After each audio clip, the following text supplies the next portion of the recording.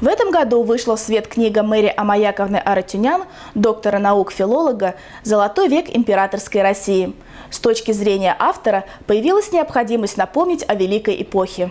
Пожалуйста, в двух словах расскажите, что, опять же, побудило вас к написанию этой книги? Наша история великая и богатая. Уже приближается 1150-летие государства российского.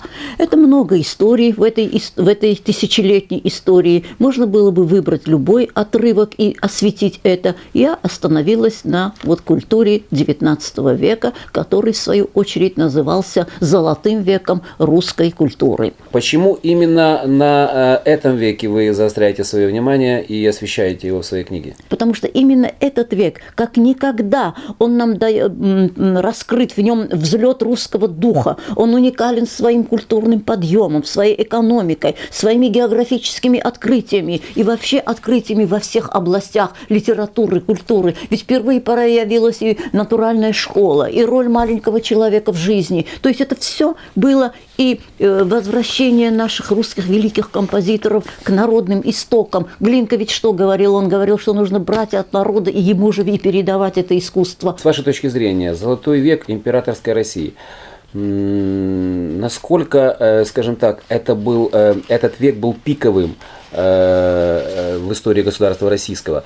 То есть, как вы думаете, на сегодняшний день, если провести, скажем так, параллель с сегодняшним днем, вы, я так понимаю, изучили очень много трудовых материалов за тот век, как-то можно, скажем так, отождествлять этот век с нынешним веком? Век начинается буквально с царствования Александра I, 1801 год, когда был в замке задушен Павел I, английскими же представителями, потому что он не нужен был. Здесь нужен был союз, опять-таки, России и Франции. Для того, чтобы этого союза не было, не состоялось бы это, он был задушен.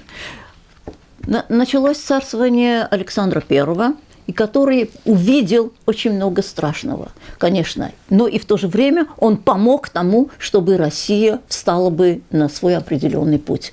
805 год – поражение Аустерлица, 807 год – поражение Фридланда, и вдруг 1812 год – победа в Великой Отечественной войне, Первой Отечественной войне. Что же принес в литературу этот век? В литературу этот век принес огромный подъем духа, энергии. Здесь здесь работает уже и Лермонтов, и Пушкин, и рылеевские стихи, и державинские стихи. Так что здесь был поднят русский дух. Я это все как-то подытожила, это все собрала. И для того, чтобы показать этот прекрасный, красивый мир, о котором говорится, что в одной из своих статей известный английский писатель Джон Голдсуорси, рассуждая о жизни, он высказал такую прекрасную мысль и говорит, что если мы научимся помогать ближнему своему, хранить мужество и, отдаваясь всем сердцем, забывая о себе, хорошо делать свое дело.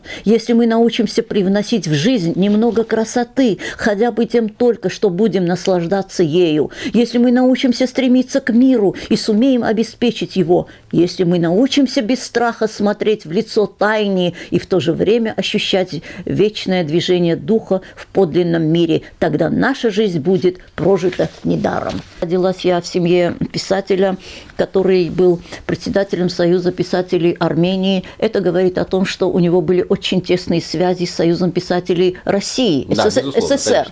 И это общение с Шолоховым, с Фадеевым, с Константином Симоновым, общение с Твардовским и так далее, со всеми передовыми людьми, именно интеллигенцией России.